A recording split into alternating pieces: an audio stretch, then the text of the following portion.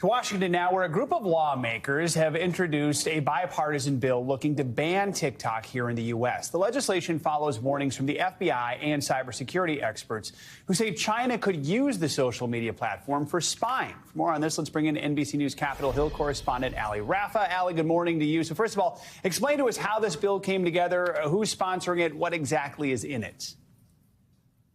Yeah, good morning, Joe. Well, the Trump administration had been calling for this for years, but was unsuccessful in doing this. This is also something that Florida Senator Marco Rubio has championed for a couple of years now and has been calling for.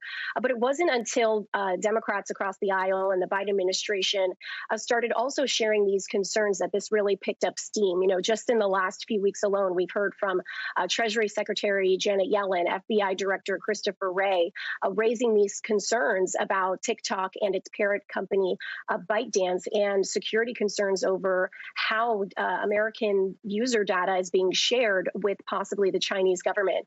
So yesterday we saw Rubio introduce this bipartisan bill.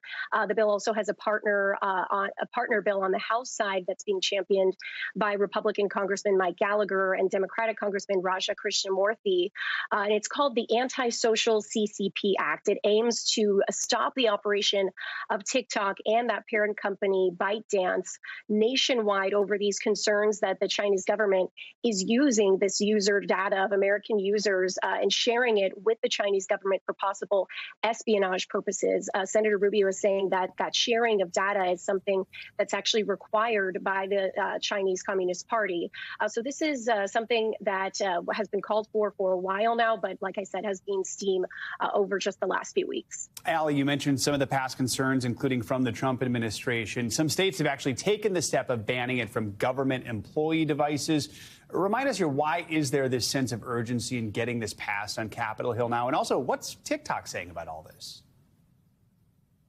Yeah, actually, states like Utah, Alabama, Maryland have all passed this legislation banning TikTok from these government devices. And there have been calls for this for years, but this really picked up steam as soon as the Biden administration started to raise awareness of this.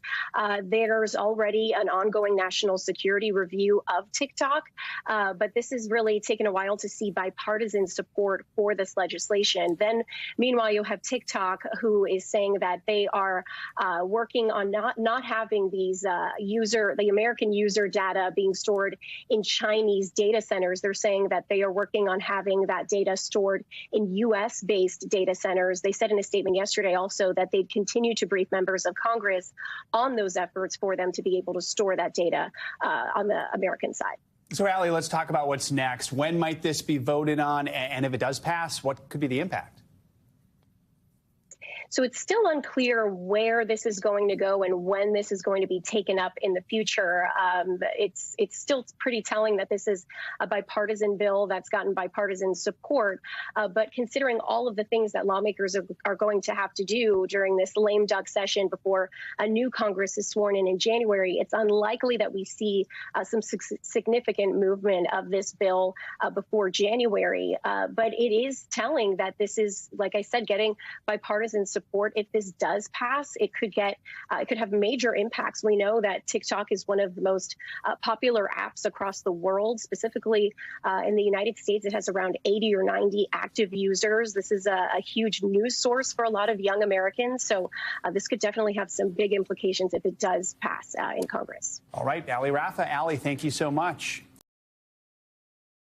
Thanks for watching our YouTube channel. Follow today's top stories and breaking news by downloading the NBC News app.